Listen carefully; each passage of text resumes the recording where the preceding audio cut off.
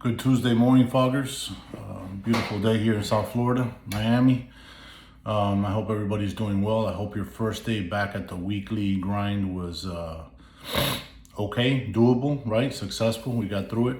And tomorrow will be hump day and we move on from there. So this past weekend, I posted some of my pictures, like I had said before, of when I was in K-9. I was a lot younger. A majority of my assignments on the department were in K-9, right? I did patrol, and he was cross-trained in narcotics, and from there, years later, I ended up doing more bomb detection post 9/11. So I handled the dog for most of my career at some point or another, right? So just in thinking, when the primary purpose of a K-9 team, and we always emphasize when we get rookie handlers, is K-9 team, right? Dog needs you, you need the dog, right? And the purpose of the dog the primary purpose of the dog is to locate subjects and then apprehend them together as a team, right?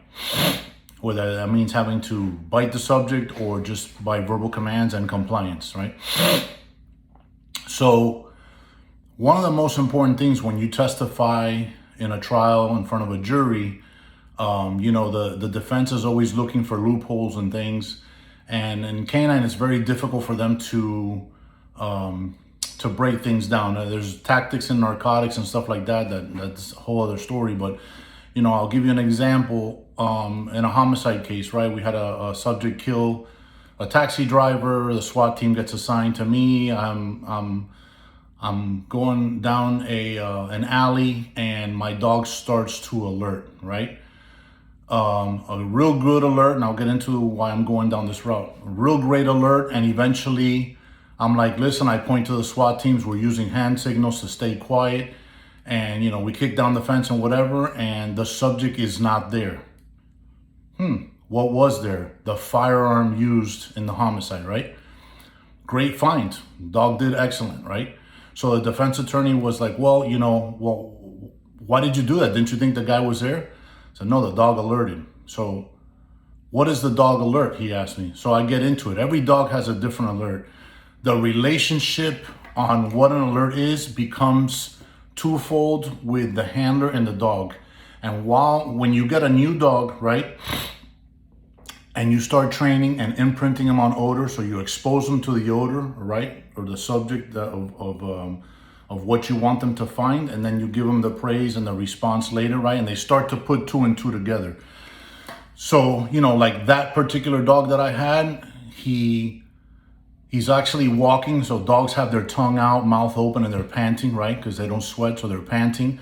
His alert, immediately he closes his mouth, sucks in his tongue, closes his mouth, ears become erect, right? He had a little nubby tail, so his nub tail starts to go crazy, and he starts to prance 2 to 3 feet from one side to the other until he locates the source, what we call the source of the odor, right? So, I said, okay, my dog's alerting, and I gave the signal. We took down the fence, and lo and behold, the subject wasn't there, but there was the gun. And so what I'm getting to is, they tried to suppress the evidence.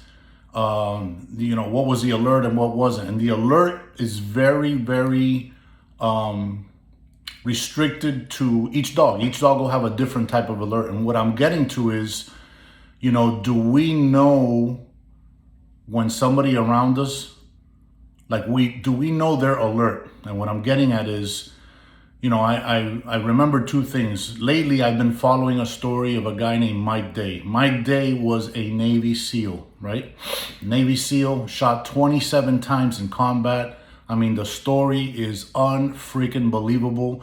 The guy ends up recuperating, getting his bearings all together after being shot 27 times. Yeah, some of them were in the shock plate, but as you know, and we, people that have been on scenes of officers, it's traumatic, hematomas that'll set in later, but you got shot, you're still stunned, all kinds of stuff. So 27 times, and this badass got up, he had lost his rifle after the first shot or two, and he transitioned to the firearm, and he ends up killing, 4 or 5 guys in the room, and survives, right?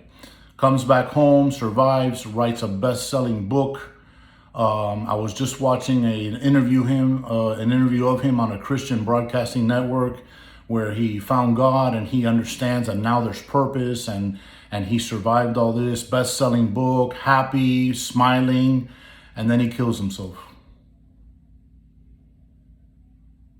Right? Every suicide is a sad case. But as I sit there and I go, man, we have a tough challenge ahead of ourselves. You know, we have a tough challenge. I mean, look at, evil tried to take him out. He was shot 27 times, man. Okay? And not by 9mm, right? AKs and 223s, and he survives, and he writes a book, and he talks about resiliency and how physical fitness and the mindset, getting off the couch, not putting junk food in your body. I mean, I'm listening to all this, and then he kills himself, you know, and he's smiling in the interviews and talking and you know, all the things that we ask, you know. So I'm telling you that the reason I talk about the alert and that, and I put together, like, what are we looking for? If you look at the signs that you see at all these suicide prevention websites and, you know, isolation, it's not going to be the guy in the corner with, you know, big eyes and, you know, freaked out. And it's just, we got to really get to know each other. We've got to bond. We've got to open our eyes and look around.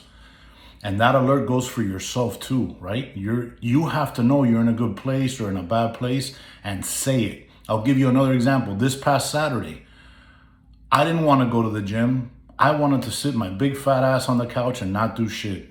Okay, let's just be honest.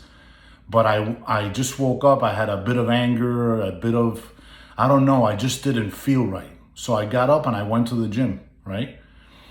And I get to the gym and I see one of my friends who's on here. He's a follower and he'll laugh when he sees this, but hey man, what's going on? And I'm like, listen, I want to snap somebody's neck. It's like, holy shit. I go, yeah, man, let me get inside there and so I work out, he works out, whatever. I end up doing cardio, which is where I did that video. And he sees me and we're joking around. He goes, man, I'm sure glad you did exercise, right? You worked out. And I'm like, why? He goes, man, because you look like you were fucking ready to kill somebody. And I didn't even realize that. I mean, I said it and I verbalized it when I came in, but I released some endorphins and I didn't do a crazy workout, a little bit heavy, and did some cardio and I felt better, right? Another thing that I have thought about for a long, long time, and most of you on here will know, years ago we had an officer safety training video where a subject from another department up north had committed a homicide, right? This is a homicide subject. So he's brought into, you can see the video, it's all 5.5, very clear. The detective brings in the subject, sits him down, and of course, as investigators, you have to handle things different than, you know, uniformed police. Hey, would you like some water, whatever? They give him a bottle of water, and they had royally fucked up and not patted this guy down appropriately, right? So the subject drinks, opens a little bottle of water, takes a zip, closes it, calmly puts it down, takes a big deep breath, pulls out a huge, would look like to be like a 1911, a 45, and he fucking kills himself, right? Inside the investigator's room, right? The interview room. So it was passed around as a officer safety, make sure you pat down the subject, and we're super grateful. That guy could have killed everybody in the cars, in headquarters, and he could have escaped even briefly, but that wasn't his thing. Like, he realized, holy shit, I'm done. My life is fucked up. So, but and again, I'm not a morbid person, but I watched that video over and over and over and over, trying to figure, like, at what point did this guy realize I'm going to commit suicide, right? Like, at what point? And why drink water, right? Why drink water? And till this day, I just don't know. Like, I mean, I'm a man of faith, right? And I look at that and I'm like, man, that's just the enemy. Like, he took that deep breath and, like, you know, you have the little devil on one side and the angel on this side. And you know, I could see the devil screaming in his ear, like, do it, right? And it was just, till this day, I am beyond puzzled, you know, because in our profession, we talk about people who are slowly, gradually moving towards that. And I still believe that. But I don't know. I just, that has always puzzled me. You know, why take a sip of water? Why not try to escape, use that weapon to escape? And why ultimately do that? I just don't know. I don't know. And the story with Mike Day is another one that puzzles me, right? And you know, it's kind of a difficult topic to really dive into, but you know, I've talked to you guys about my son and football, and you know, we're huge UFC fans, and all the things that you do in sports and stuff. What do? You learn your opponent. You learn about their tendencies, right? How this guy puts his foot when he throws this punch. What does he do? When he's standing like this, he runs this way. He does that way. He stands straight up. You know, all these things, and it's just I constantly study these things, and I'm like, I'm wondering, you know. But what I do know is we have a huge fight on our hands, man.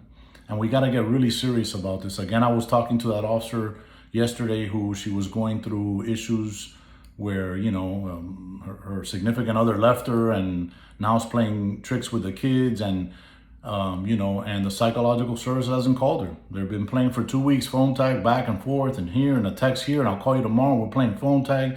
And man, we just got to do better, man. And you know what? We got to do better for ourselves because we can't rely on other people. Okay? How many times have you heard me say that? We can't. If you have somebody in your life or you're surrounded by people that love you and that are honest and open and all that is gravy. That is the cherry on top of the cupcake. Okay? But you really have to struggle to be better for yourself, man. You know, and I talked about that canine alert. Maybe you're trying to put two and two together. It's, you know, only I knew exactly what my dog was thinking because we had trained together and I knew how he would react. Some dogs bark when they got an odor. My dog just became quiet, sucked in his tongue, deep breaths, ears are erect, you know, the tail wagging from side to side, the little nub, and just I knew his alert. And, you know, I hang out with certain people and I think I know their alerts, right? And they tend to know my alerts, right? So I ask you today, and I leave you with this. Do you know the alerts around you, the people, you know, their behavior? Do we really know them? It's very difficult. It's not as easy as we think. But if you reach out, instead of just waiting to see what the outcome will be, if you reach out and, hey man, you okay? You seem a little off.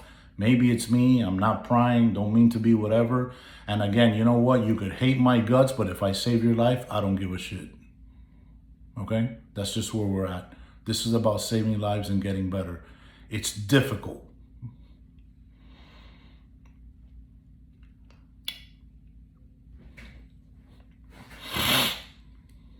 It's difficult, okay? We're swimming against the tide sometimes, but keep at it, okay? We gotta keep going. We gotta really work at what we're doing. And I invite you to always self-analyze yourself and then, you know, the people around you. Don't wait to cry at the funeral, man, okay? That shit's getting old. Don't wait to cry at the funeral. Help people now. Reach out. Ask. Hey, man, I'm sorry. Hey, are you okay? Don't take this personal. Whatever tactic it may be. But we got to get better. Nobody's coming to our aid. That's obvious, right? Nobody is. They give you these bullshit apps and all these things and you know, that's bullshit. Just like dealing with a subject, you got to put your fucking hands on these people so they know what the deal is, all right? No more body cameras. No, that's bullshit. And I'm getting off topic, but I think you understand. We really got to take care of ourselves, right? Advocate for ourselves, okay? So, you know, I don't know, man. There's a lot of work to do, and this just standing by the side and hoping for the best is not gonna cut it, man. We gotta get to work. You gotta get to work for yourself. If you're not good, reach out. It's okay. You're not the only one, man. You're not the anomaly here. So, okay, with that, I just wanted to leave you thinking, all right? What's your alert? And do you know other people's alert around you? Okay? There's a lot of people crying for help next to us. We just need to open our eyes and see it, all right?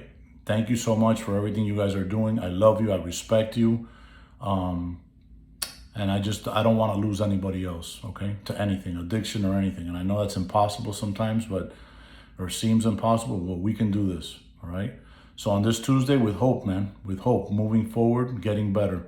Do the right things, love yourself, all right? And I'll see you tomorrow, God willing, all right? 3 a.m. fog.